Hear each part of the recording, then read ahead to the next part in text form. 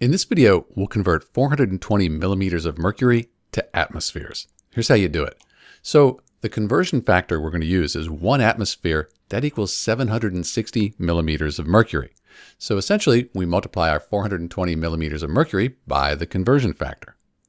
Since we have millimeters of mercury on top, we're going to want 760 millimeters of mercury here on the bottom.